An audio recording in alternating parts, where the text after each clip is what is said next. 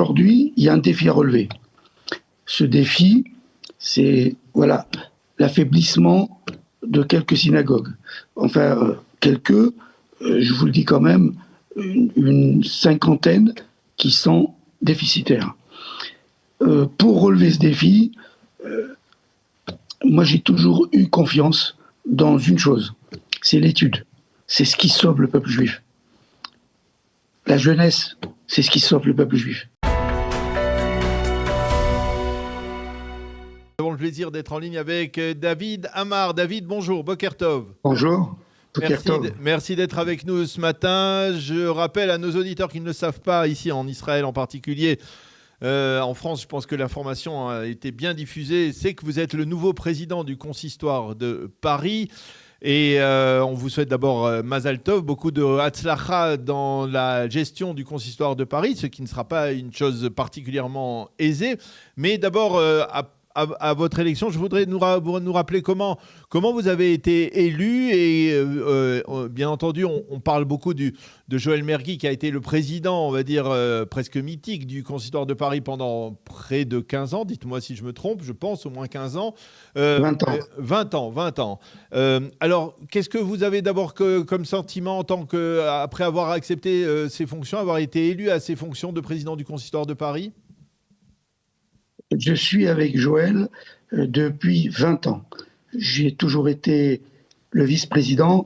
Je l'ai suivi au consistoire de Paris et aussi au consistoire de France, où j'étais trésorier. Il est resté 13 ans au consistoire central et 20 ans au consistoire de Paris. Nous avons toujours milité ensemble et nous avons fait beaucoup de choses. Nous avons créé des synagogues. Nous avons construit des centres d'études et nous avons fait beaucoup de choses ensemble. Et tout le monde est au courant de tout ce qu'a bâti Joël.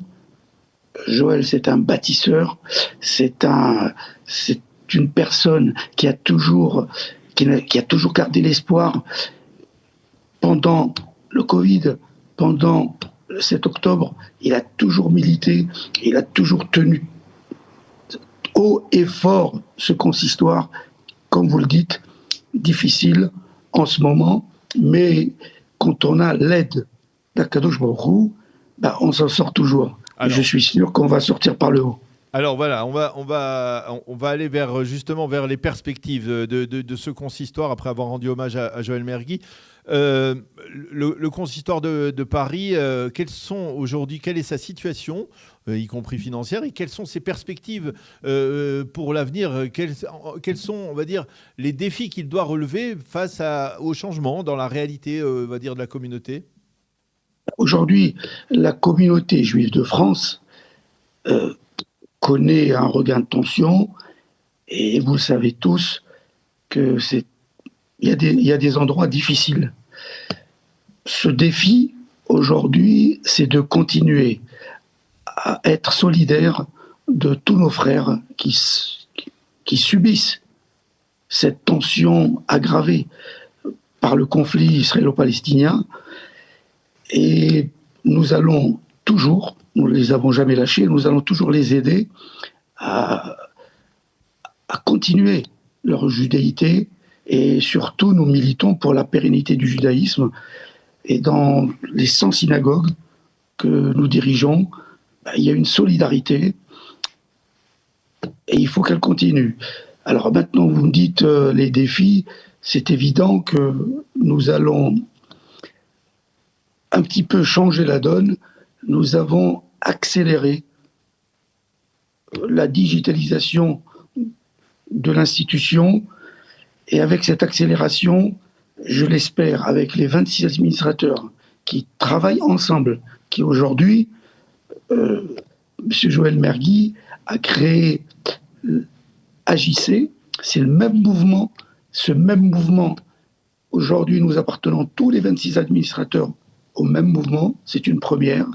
Donc nous allons œuvrer ensemble dans l'unité pour relever ce défi et pour continuer à servir la communauté dans l'unité. Alors quels sont les défis que je veux rentrer un peu plus dans le vif du sujet. Ouais. Par exemple, vu de Jérusalem, on peut comprendre qu'il y a des changements. Il y a des changements de population dans la banlieue, on vient de dire une sorte de déplacement de population juive dans Paris avec, on va dire aujourd'hui, tout le monde sait que le 17e, le Valois, l'Ouest parisien, c'est devenu quelque chose c'est devenu, on va dire, une véritable une communauté extrêmement puissante. Il y a des communautés de banlieues qui se sont affaiblies. Comment on gère ce genre de changement dans la réalité ? Comment, par exemple, on va poser cette question, comment on gère les grandes synagogues de Paris qui ne sont plus, on va dire, au cœur des communautés juives qui ont été les communautés du XXe siècle ? Alors, vous me posez une très bonne question. Et aujourd'hui, il y a un défi à relever. Ce défi, c'est l'affaiblissement de quelques synagogues. Enfin, quelques, je vous le dis quand même, une cinquantaine qui sont déficitaires. Pour relever ce défi, moi j'ai toujours eu confiance dans une chose, c'est l'étude. Alors vous allez me dire, mais comment faites-vous pour militer en rajoutant, je ne sais pas, vous savez, Rav Sitruk disait, quand les yeshivot sont tous déficitaires, ce que je n'arrive pas à comprendre, c'est qu'ils s'en créent tous les jours. Alors, et ça continue, et l'étude, c'est ce qui sauve le peuple juif. La jeunesse, c'est ce qui sauve le peuple juif. Aujourd'hui, je voudrais que dans toutes les synagogues, tous les rabbins s'y mettent pour créer des points d'étude. Et ces points d'étude, vous allez voir, vont nous sauver tout notre système, plus les écoles. Je veux absolument développer la connaissance. Si on développe la connaissance dans notre peuple, alors cette unité va revenir et ce déficit n'existera plus. Alors, je prie aujourd'hui pour que Akadosh Baruch Hu nous aide à relever ce défi. Pourquoi je vous dis ça ?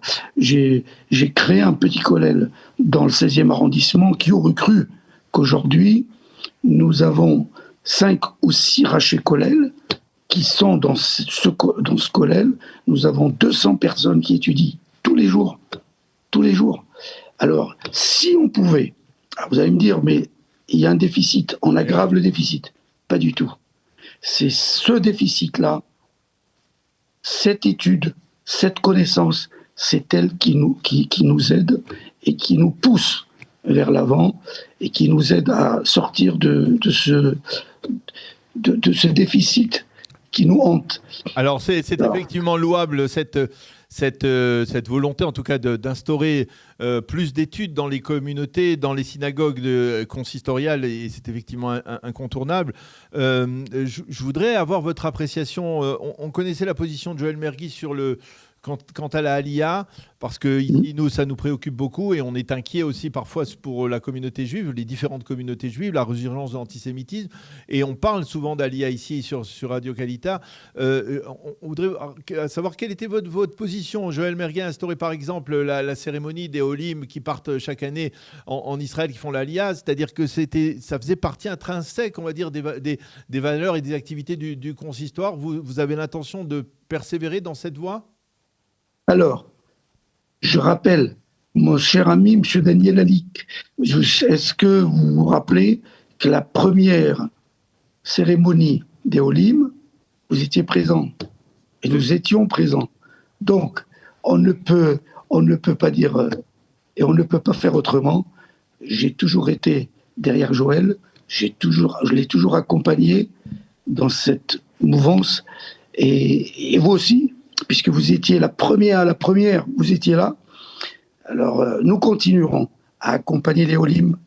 Alors, très souvent, on me pose la question, mais plus il y a d'Olim, moins il y a de monde. Et oui. Écoutez, vous allez être étonné. C'est comme je viens de vous dire tout de suite. Je viens de vous dire, mais c'est pas comment fait-on pour faire le déficit? Créons un net déficit. Eh ben, ça c'est le judaïsme. Plus il y aura des olim, et plus on a des personnes, on a des juifs qui se déclarent et qui viennent, comme le 7 octobre. Le 7 octobre nous a fait gagner beaucoup de monde dans nos synagogues. Et pourtant, d'autres sont partis et nous encourageons toutes les personnes qui partent en Israël et qui veulent faire leur aliyah. Il n'y a aucun problème. Nous continuerons dans cette voie et ça, c'est le judaïsme. Vous faites quelque chose, vous faites quelque chose, l'ishma, vous faites pour le bien et Akadosh Baruch Hu vous récompense de l'autre côté. Eh bien, c'est effectivement un message extrêmement exaltant. En tout cas, on le voit, votre détermination, en tout cas, à user de cette botte secrète, on va dire, de l'étude de la Torah, du développement, et qu'effectivement, on espère bien entendu que le consistoire de Paris pourra parvenir à relever donc tous ces défis. Effectivement, merci beaucoup, David Amar, nouveau président du consistoire de Paris. On vous souhaite bonne chance et à bientôt. Et Be'atzlacha pour votre mission. Merci à tous les auditeurs. Merci beaucoup.